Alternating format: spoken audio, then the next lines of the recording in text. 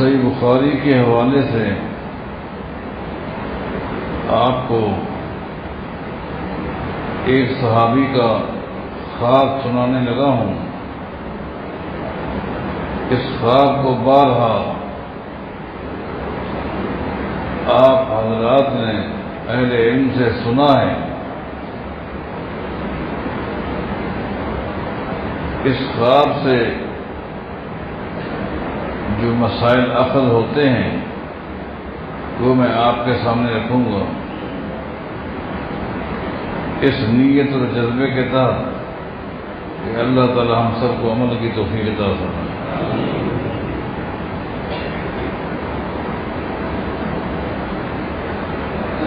یہ خواب جو آپ نے بارہا سنا ہے، اس خواب کے دیکھنے والے سیدنا عبداللہ بن عمر ہیں رضی اللہ عنہما۔ نوجوان تھے، ابھی ان کی شادی نہیں ہوئی تھی، چڑھتی جوانی تھی۔ کہتے ہیں میں اکثر دیکھتا تھا کہ لوگ خواب دیکھتے اور پھر نبی علیہ السلام کے پاس اپنے خواب کی تعبیر معلوم کرتے۔ نبی علیہ السلام ان کو ان کے خواب کی تعبیر بتایا کرتے تھے۔ فتمنیت ان ارا رؤیا، میں بھی چاہتا تھا کہ کاش میں بھی کوئی خواب دیکھوں۔ فَأَقُصُّهَا عَلَى النَّبِيِّ صلی اللہ علیہ وسلم، تاکہ جس طرح لوگ خواب دیکھتے ہیں اور اپنے خواب کی تعبیر نبی علیہ السلام سے معلوم کرتے ہیں، میری بھی دلی خواہش تھی کہ مجھے بھی کوئی خواب نظر آئے تاکہ میں بھی اس کی تعبیر نبی علیہ السلام سے معلوم کروں۔ لیکن پہلی بات یہ، خواب دیکھنا یہ کسی انسان کے بس میں نہیں ہوتا۔ یہ انسان چاہے کہ میں خواب دیکھوں اور اسے خواب آ جائے، ایسی بات نہیں ہے۔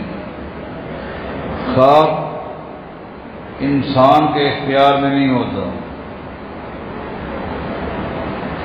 اور خواب میں جو کچھ دیکھتا ہے وہ بھی اس کے اختیار سے باہر ہوتا ہے، اور خواب جس کے متعلق دیکھتا ہے وہ چیزیں بھی اس کے اختیار سے باہر ہوتی ہیں۔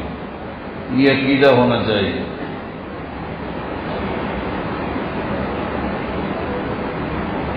کہتے ہیں کہ اللہ کی قدرت دیکھیں، ایک رات میں سویا ہوا تھا اور میں نے خواب دیکھا، لیکن وہ خواب بڑا خطرناک تھا۔ اس خواب سے میں پریشان ہو گیا اور سمجھ نہیں آتی تھی کہ میں کیا کروں۔ وہ خواب کیا دیکھا؟ کأن ملکین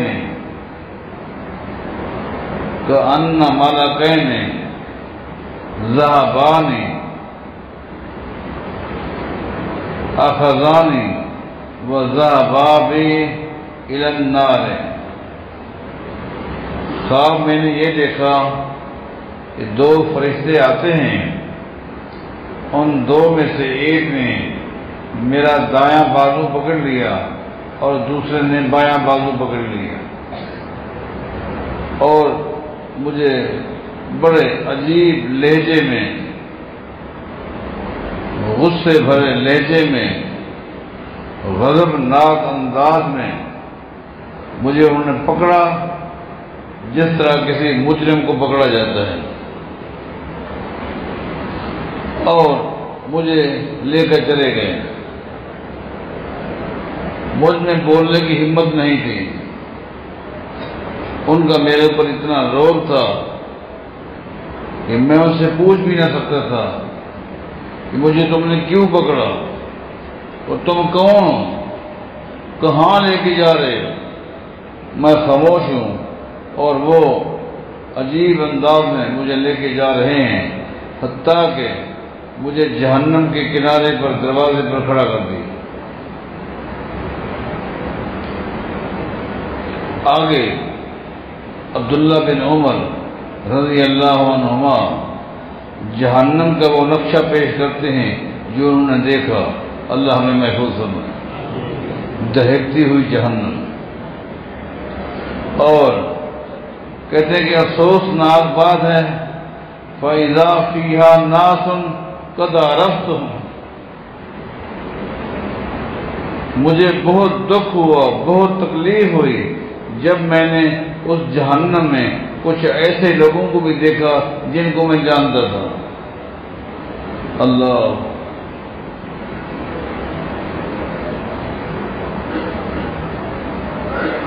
میرے بھائیوں، میری بہنوں، اپنا قول، اپنا فعل، اپنا ظاہر، اپنا باطن پاکیزہ کر دو۔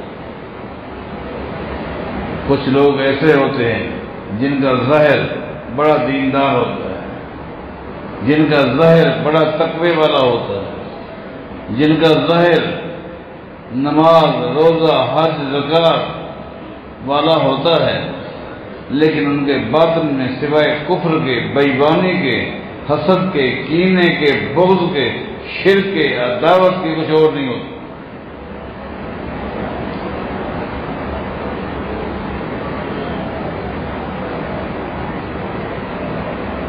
نبی علیہ السلام کا فرمان ہے، میری امت میں کچھ ایسے لوگ پیدا ہوں گے کہ جن کی زبان شہد کی طرح میٹھی ہوگی،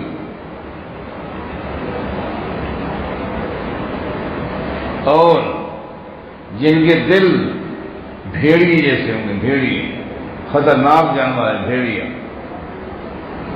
جن کے قول اور فعل میں تضاد ہو، اپنے معاملات کو صحیح کرنا، اس کو نفاق بولتے ہیں، نفاق بولتے ہیں۔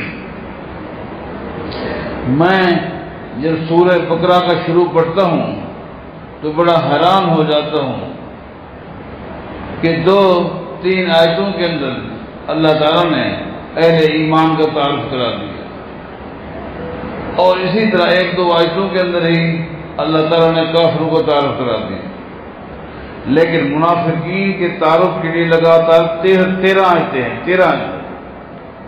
13 آیتیں۔ سب سے خطرناک منافقین، ان المنافقین فی الدرک الاسفل من النار، جہنم کے طبقات ہیں، جہنم کے طبقات ہیں۔ سب سے اوپر ان کو رکھا جائے گا جن کے گناہ تو ہوں گے لیکن نیکیاں بھی ہوں گی، عقیدہ بھی ہوگا، جنہوں نے سزا کے بعد جنت میں جانا ہوگا۔ اس کے بعد نیچے ان کو جو تھوڑے اور وقفے کے بعد آئیں گے، سب سے نیچے ان کو جنہوں نے کبھی نکل کر جنت میں آنا ہی نہیں۔ اب قرآن کریم یہ کہتا ہے کہ جہنم کے جتنے بھی طبقے ہیں سب سے نچلا طبقہ منافقین ہے۔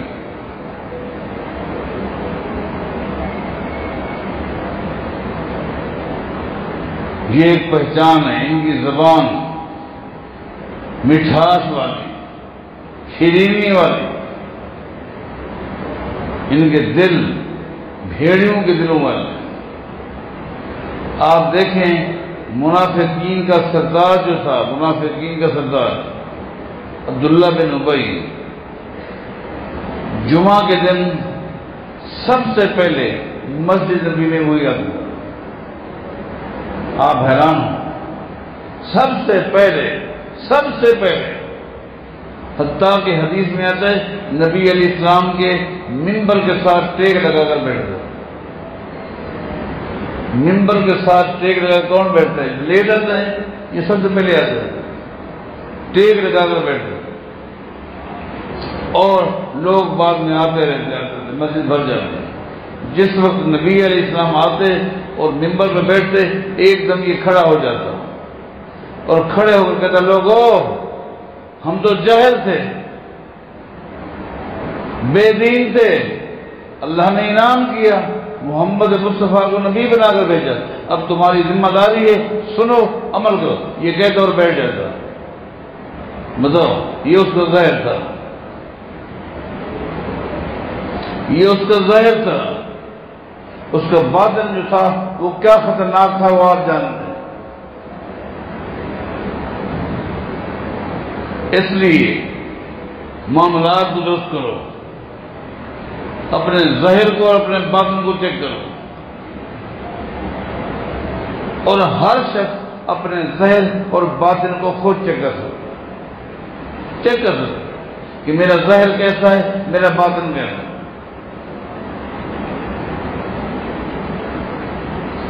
فرماتے ہیں کہ مجھے حیرت ہوئی، فَإِذَا فِيهَا نَاسٌ قَدْ عَرَفْتُهُمْ، مجھے حیرت ہوئی ایسے لوگوں کو میں نے دیکھا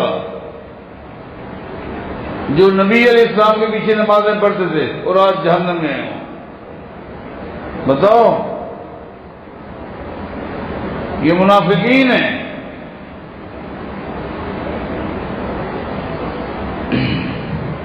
نبی علیہ السلام پر وحی نازل ہوئی، اس وحی میں کچھ بھی نہیں تھا۔ جبریل علیہ السلام ایک فہرست لے کر آئے تھے جو فہرست منافقین کی تھی۔ مدینے کے جو لوگ منافق رہتے تھے اس کی لسٹ لے کر ایک جبریل آئے۔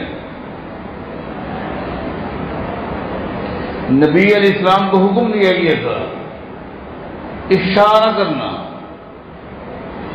آپ کو معلوم ہونا چاہیے کہ یہ منافقین ہیں۔ نبی علیہ السلام دنیا سے جانے سے پہلے اس امانت کو کسی ایک نہ ایک ساتھی تک پہنچانے کے لیے سوچ رہے تھے دن کو راتوں کو کہ میں کس کو امین بناؤں، کس کو امین بناؤں۔ آخرکار ایک ساتھی کا انتخاب کیا، حذیفہ بن یمان رضی اللہ عنہ۔ نبی علیہ السلام اکیلے لے گئے، حذیفہ آج میرے ساتھ رہنا اور کوئی نہیں آ سکتا۔ نبی علیہ السلام نے بطور امانت تمہیں بتا رہا ہوں یہ منافقین ہیں۔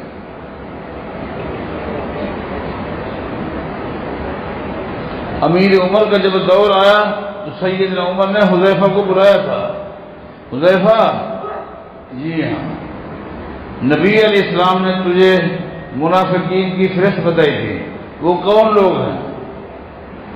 کہا نبی علیہ السلام نے منع کیا، یہ امانت ہے، میں نہیں بتا سکتا۔ تو سیدنا عمر نے کہا چلو اتنا تو بتا دیں اس لسٹ میں میرا نام ہے کہ نہیں؟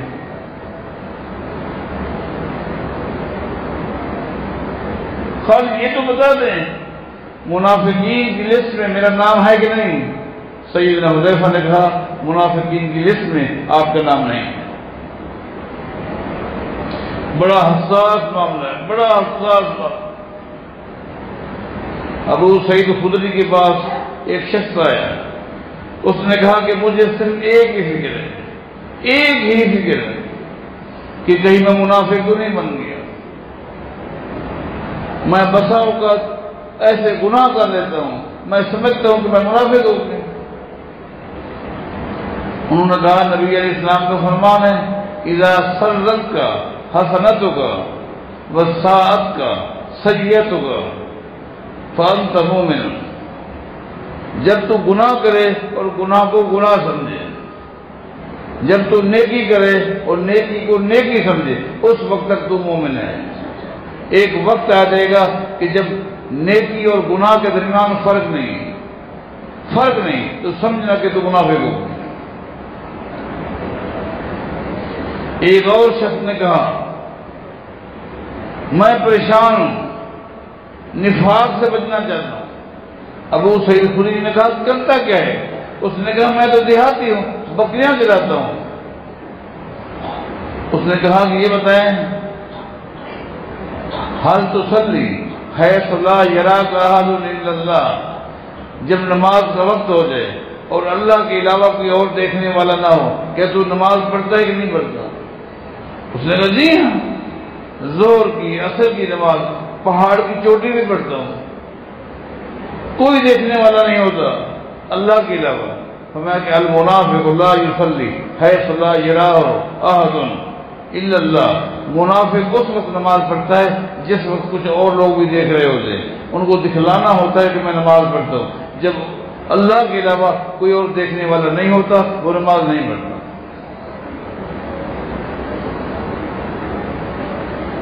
اور نفاق سے کے خاتمے کے لیے آج آپ کو نسخہ بتاتا ہوں۔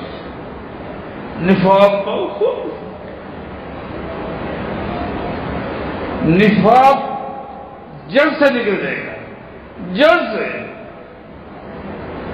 نفاق کا وجود نہیں رہے گا۔ ایک نسخہ ہے، تمام بھائی تمام بہنیں اس نسخے کو نوٹ کر لیں، اور وہ کیا ہے کہ تہجد کی نماز پڑھا کریں۔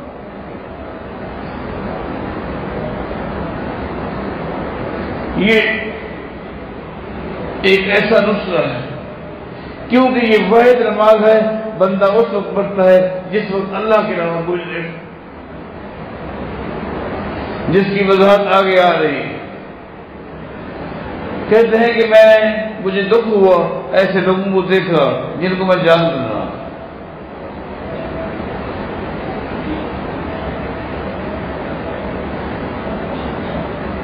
اب مجھے انہوں نے پکڑا ہوا ہے، قریب تھا کہ دھکا دے کر مجھے جہنم میں ڈال دیا۔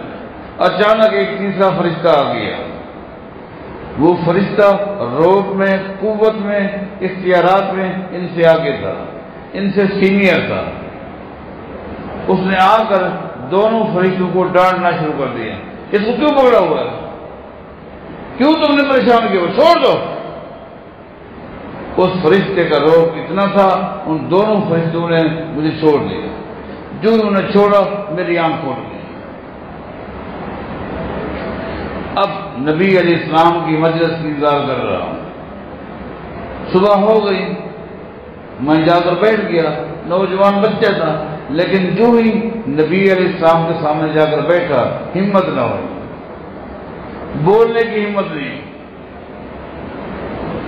اٹھ کر آ گیا، پھر وقت دیکھا، پھر بھی آخر کار میں نے سوچا کہ میں نبی علیہ السلام کے سامنے خواب بیان نہیں کر سکتا۔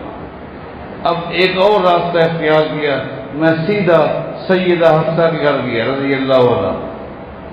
یہ سیدہ حفصہ جو ہے عبداللہ بن عمر کی بڑی بہن ہے، عمر بن خطاب کی بیٹی ہے اور نبی علیہ السلام کی بیوی ہے، ام المؤمنین ہے، عبداللہ بن عمر کی بہن ہے۔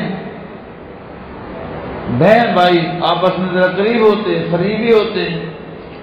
میں گیا اور میں نے کہا کہ میں نے اس طرح خواب دیکھا ہے، اور خواب نبی علیہ السلام کے سامنے پیش کرنے کی ہمت نہیں۔ اب آپ جس وقت نبی علیہ السلام آپ کے گھر آئے ہیں، میرا خواب آپ کو بتا کرنا، خواب کی تعبیر بتانا،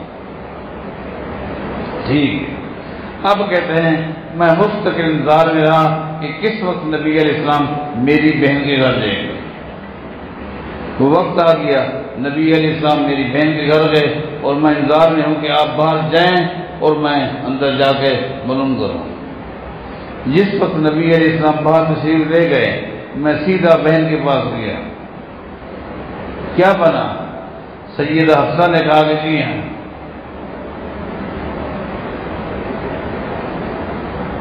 میں نے تیرا خواب نبی علیہ السلام کو سنایا ہے۔ نبی علیہ السلام نے اس کی تعبیر بتائی، فرمایا حفصہ اپنے بھائی کو بتا دے تیرے خواب کی تعبیر یہ ہے، تیرے اندر ایک خامی، تیرے اندر ایک خامی ہے، اس کو دور کر دے۔ تو جہنم کے دروازے پر کھڑا ہے، ایک خامی ہے، وہ خامی یہاں نہیں کرے گی۔ اگر خامی کو تو نے دور کیا تو بچ جائے گا، ورنہ گر جانے کا خطرہ ہے۔ وہ خامی کیا ہے کہ تو تہجد کی نماز نہیں پڑھتا۔ لو کان یصلی من اللیل، کاش کہ تیرا بھائی تہجد کی نماز پڑھنے لگتا۔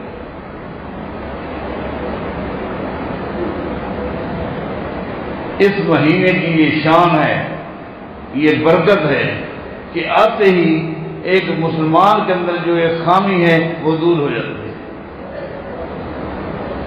لیکن میں نے یہی دیکھا ہے، جو ہی شوال کا چاند نظر آتا ہے، عید کا چاند نظر آتا ہے، اسی وقت یہ مہینہ اپنی برکات کو ساتھ لے کر واپس لے جائے،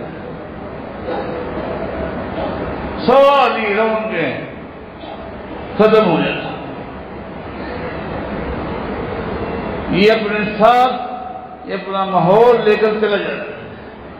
میرے بھائیوں، میری بہنوں، یہ بات بے نشین کر لو، صبح کی نماز نہ پڑھنا یہ کوئی خامی نہیں ہے، ظہر کی، عصر کی، مغرب کی، عشاء کی نماز نہ پڑھنا ایک مسلمان میں خامی نہیں ہے، بلکہ یہ تو کفر ہے، جان بوجھ کر نماز نہ پڑھنا یہ کفر ہے، اسلام اور کفر کے درمیان حد فاصل یہ نماز ہے، فرض نماز نہ پڑھنا یہ خامی نہیں ہے، یہ تو کفر ہے۔ قرآن کریم میں صرف ایک عبادت ایسی ملی ہے جس عبادت کے لیے اللہ تعالیٰ نے ایمان کا لفظ استعمال، اور وہ نماز۔ بیت المقدس کی طرف رخ کر کے نماز پڑھنے کا حکم تھا، صحابہ پڑھتے تھے، تقریباً 17-18 مہینے ایسا ہوتا رہا، اس کے بعد بیت اللہ کی طرف رخ کر کے نماز پڑھنے کا حکم ملا۔ تو صحابہ پریشان تھے کہ آج سے پہلے 17-18 مہینے جو بیت المقدس کی طرف رخ کر کے ہم نے نمازیں پڑھی ہیں، ہماری ان نمازوں کو کیا بنے گا؟ فکر مند تھے کہ ہماری ان نمازوں کا کیا بنے گا؟ قبول ہو گئی یا ضائع ہو گئی؟ قبول ہو گئی یا ضائع ہو گئی؟ اللہ نے قرآن نازل کر دیا، وَمَا كَانَ اللَّهُ لِيُضِيعَ إِيمَانَكُمْ، اللہ تمہارے ایمان کو ضائع نہیں کرے۔ نماز کے لیے ایمان رکھا، ان کو فکر تھی نماز کے بارے، ضائع تو نہیں ہوگی۔ اللہ نے فرمایا تمہارے ایمان کو اللہ ضائع نہیں کرے گا۔ نماز کے لیے اللہ نے لفظ ایمان استعمال کیے، اس کا مطلب یہ جس کے پاس نماز ہے اس کے پاس ایمان ہے، جس مرد عورت کے پاس نماز نہیں اس کے پاس ایمان نہیں۔ نبی علیہ السلام نے طائف والوں سے کہا تھا، لا خیر فی دین لا صلاۃ فی، وہ دین ہر قسم کی بھلائی سے خالی ہے جو دین نماز سے خالی ہے۔ جس دین میں نماز نہیں وہ ہر طرح کی بھلائی سے خالی ہے۔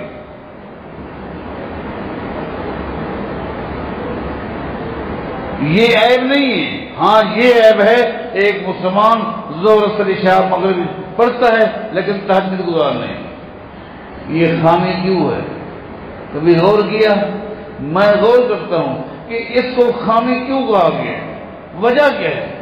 جی ہاں، زمین حدیث میں آتا ہے دب الصالحین دب الصالحین قبلکم، کہ زمین کی پشت پر جتنے بھی انبیاء آئے ہیں تمام انبیاء تہجد گزار،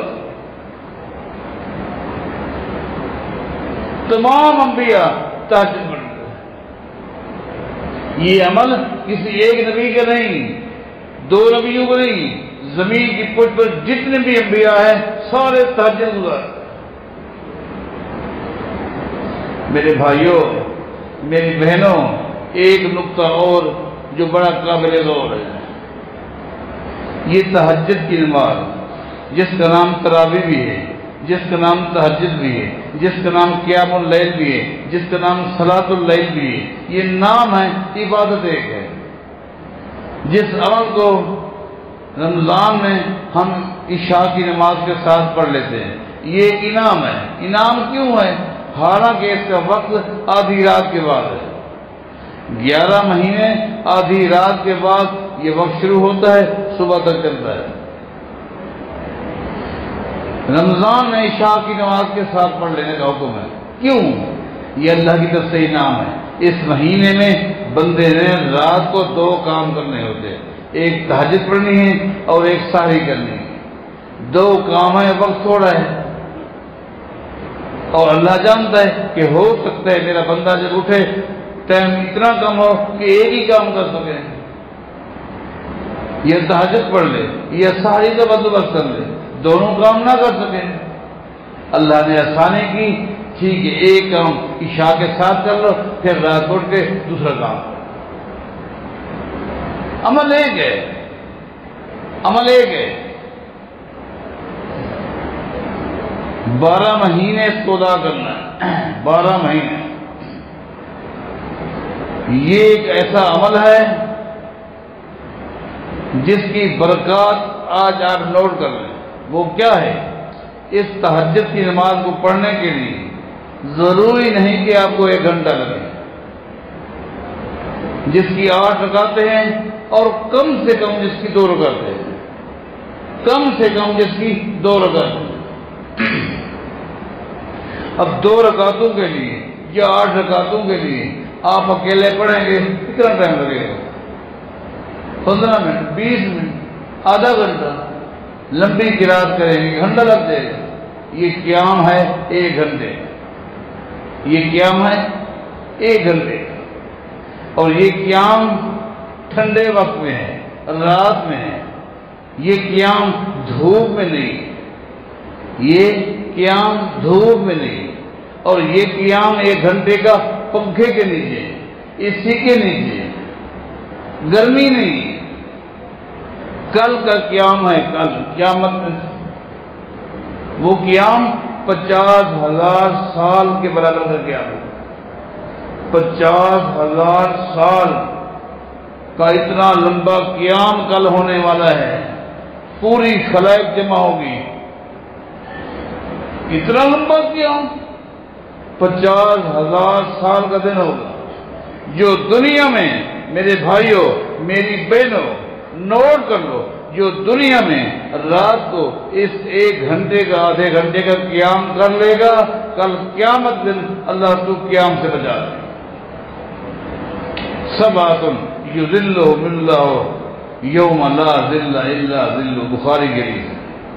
اس شخص کو، اس اللہ کا بندہ، اللہ کی بندی جو یہاں قیام کرنے والا ہے، کل قیامت دن جب یہ آئے گا اللہ قیام نہیں کرے گا بلکہ اپنے عرش کے سائے کے اس کو بٹھا دے گا۔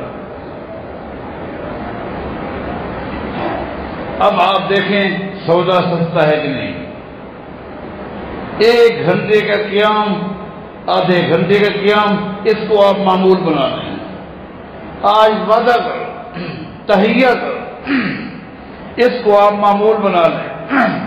کل کا قیام جو آنے والا ہے، اور وہ قیام، اس قیام میں کیا فرق ہے؟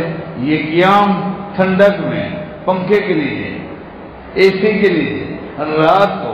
کل کا قیام دن کو ہوگا، 50,000 سال کا وہ دن ہوگا۔ آج جو سورج ہے، اس دور کی سائنسی تحقیق کے مطابق اس وقت سورج زمین سے 9 کروڑ میل کے فاصلے پر ہے۔ 9 کروڑ میل کے فاصلے پر سورج ہے۔ قیامت دن یہی سورج 1 میل کے فاصلے پر۔ آج جبکہ یہ سورج 9 کروڑ میل کے فاصلے پر ہے، آج بھی ہم باہر دوپہر کے وقت ننگے پاؤں نہیں چل سکتے۔ چل سکتے نہیں چل سکتے، اور کل جب یہ سورج 1 میل کے فاصلے پر ہوگا، تصور کریں۔ اور اگلی بار حدیث میں آتا ہے جب سورج اتنا قریب آئے گا تو زمین اس کی گرمی کی وجہ سے پگھل کر تانبے کی بن جائے، زمین تانبے کی ہوگی۔ یحشر الناس، بخاری کے الفاظ ہے، یحشر الناس غرلا حفاتا، اور قیامت کے میدان میں پوری خلائق جب جمع ہوگی، سارے کے سارے ننگے بدن ہوں گے، ننگے پاؤں ہوں گے، ننگے پاؤں ہوں گے، ننگے بدن ہوں گے۔ کسی مرد یا عورت کے جسم پر ایک کپڑے کا ٹکڑا بھی نہیں ہوگا۔ سید عائشہ نے نبی علیہ السلام سے پوچھا تھا، ينظر الناس بعضهم الى بعض، اگر قیامت کے میدان میں سب ننگے ہوں گے، کپڑا نہیں ہوگا، پھر تو ایک دوسرے کا ننگے ہی دیکھیں گے، کیا بنے گا؟ نبی علیہ السلام الامر اشد ایشا قیامت کی ہولناکی ایسی ہوگی، ایسی ہولناکی ہوگی کہ کسی کو کسی دوسرے کی طرف دیکھنے کی ہمت ہی نہیں ہوگی۔ یا ایھا الناس اتقوا ربکم ان زلزلۃ الساعۃ شیء عظیم یوم ترونها تذهل كل مرضعة عما أرضعت وتضع كل ذات حمل حملها وترى الناس سكارى وما هم بسكارى ولكن عذاب الله شديد۔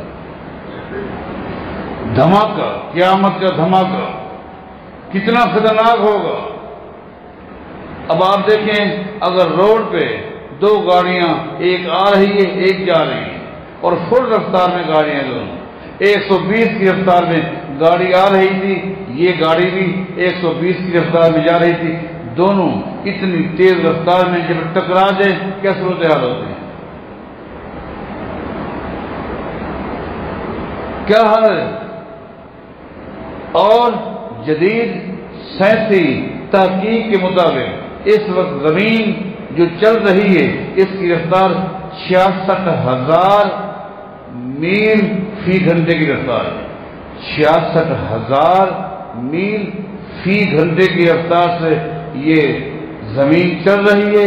جب 66,000 میل فی گھنٹے کی رفتار سے یہ زمین اسی رفتار والے سیارے سے ٹکرائے گی تو حال کیا ہوگا؟ پھر کس طرح کی آواز ہوگی؟ بدہوشی ہوگی، کسی کو کسی کا ہوش نہیں ہوگا، کوئی کسی کا ہمدرد نہیں ہوگا۔ اس دھماکے سے کیا ہوگا؟ اذا السماء انفطرت، اذا السماء انفطرت واذا الكواكب انتثرت واذا البحار فجرت واذا القبور بعثرت علمت نفس ما قدمت واخرت یا ایھا الانسان ما غرک بربک الکریم الذی خلقک فسواک فعدلک فی ای صورت ما شاء رکبک کلا بل تکذبون بالدین وان علیکم لحافظین کراما کاتبین یعلمون ما تفعلون ان الابرار لفی نعیم وان الفجار لفی جحیم یصلونها یوم الدین وما هم عنها بغائبین وما ادراک ما یوم الدین ثم ما ادراک ما یوم الدین یوم لا تملک نفس لنفس شیئا والامر یومئذ للہ۔ یہ نقشہ ہے جو اللہ نے قیامت کا کھینچا ہے، یہ صورتحال ہے۔ تپتی ہوئی زمین پہ چلنا کیسا ہوگا، اور 50,000 سال کے دن کا چلنا، کوئی خیر خواہ نہیں ہوگا۔ اللہ تعالیٰ اس اتنے لمبے قیام سے اس بندے کو بچائے گا، اس بندی کو بچائے گا جس نے دنیا میں رات کو 1 گھنٹے کا قیام کر لیا۔ اللہ تعالیٰ قیامت کے میدان میں کیا کرنا ہے؟ اللہ اکبر، حالانکہ اللہ شدید غصے میں ہو۔ حدیث میں آتا ہے قیامت کے میدان میں اللہ کو اس قدر غصہ ہوگا، حدیث میں آتا ہے اتنا غصہ اللہ کو نہ پہلے کبھی آیا ہوگا نہ بعد میں کبھی آیا۔ اللہ کو ایسا غصہ ہے، ایسے غصے میں ہوگا، اللہ غصے کا عالم ہوگا۔ وہ فرشتے کانپ رہے ہوں گے۔ یحمل عرش ربک یومئذ ثمانیہ، وہ فرشتے جو اللہ کے عرش کو لے کر آئیں گے وہ کانپ رہے ہوں گے۔ جبکہ وہ کیسے فرشتے ہیں؟ نبی علیہ السلام نے فرمایا تھا، صحیح حدیث ہے، آج اللہ نے پہلی مرتبہ مجھے یاد دی ہے کہ میں ان فرشتوں کو تعارف کروں جنہوں نے اللہ کے عرش کو اٹھایا ہوا ہے۔ ان فرشتوں کے سر اللہ کے عرش کے ساتھ، ان فرشتوں کے سر اللہ کے عرش کے ساتھ ہیں، اور ان کی ٹانگیں 7ویں زمین کے اوپر، ان کے کان اور ان کے کندھے کے درمیان کا فاصلہ اگر ایک پرندہ 70 سال اڑتا رہے یہ فاصلہ طے نہیں کر سکتا۔ عجیب کنڈیشن ہوگی، اللہ تعالیٰ اپنے عرش پر مستوی ہوگا۔ فرمایا کہ لمن الملک اليوم، لمن الملک اليوم، این ملوک الارض، دنیا کے جابر ظالم متکبرین کہاں ہیں؟ عجیب کنڈیشن ہوگی، لوگ مارے مارے پھر رہے ہوں گے، لیکن اللہ تعالیٰ جبریل علیہ السلام کو حکم دے گا کہ جا ان بندوں کو تلاش کر، جا میری ان بندیوں کو تلاش کر جو راتوں کو اٹھ کر قیام کرتے تھے، ان کو دھوپ سے بچا اور میرے عشر سعید میں ڈال دے۔ یہ ہے کام، اس کی فکر کرو۔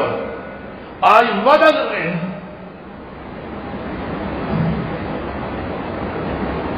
آج اللہ کے گھر میں اللہ کے ساتھ وعدہ کر کے اٹھو میرے بھائیوں، میری بہنوں، کہ جب تک زندہ رہے گے تہجد پڑھے نہیں جانا۔ حفصہ نے کہا نبی علیہ السلام نے خواب کی تعبیر بتائی، وہ یہ ہے کہ تیرے اندر ایک خامی ہے۔ وہ خامی کیا ہے؟ تو تہجد نہیں پڑھتا۔ سیدنا عبداللہ بن عمر کہتے ہیں اس دن کے بعد میں نے تہجد شروع کر دی، اور پھر جب تک میری شادی نہیں ہوئی میں رات کو سوتا بھی مسجد بھی میں رہا۔ لوگ آتے تھے، میں اٹھ جاتا تھا، تہجد پڑھنا آسان ہو جاتا، تہجد پڑھنا شروع کر دی۔ پھر ایک دن، حالانکہ دوبارہ میری کوئی خواہش نہیں تھی خواب دیکھنے کی، لیکن پھر میں نے ایک دن خواب دیکھا۔ خواب میں کیا دیکھا؟ فی یدی قطعۃ استبرق، میں نے خواب دیکھا کہ ریشم کا ایک ٹکڑا ہے میرے ہاتھ میں، لیس مکان ارید فی الجنت الا طارت بی الیہ، ریشم کا ٹکڑا میرے ہاتھ میں ہے، اور جس وقت بھی جہاں جنت کے جس سیکٹر میں میں جانے کا ارادہ کرتا ہوں وہ ریشم کا ٹکڑا مجھے لے کے چلا جاتا ہے۔ پھر میں نے اپنی بہن کو بتایا، آج پھر خواب دیکھا ہے، اس کی تعبیر پوچھ کے بتایا، پوچھا گیا، مجھے بتایا کہ نبی علیہ السلام فرماتے ہیں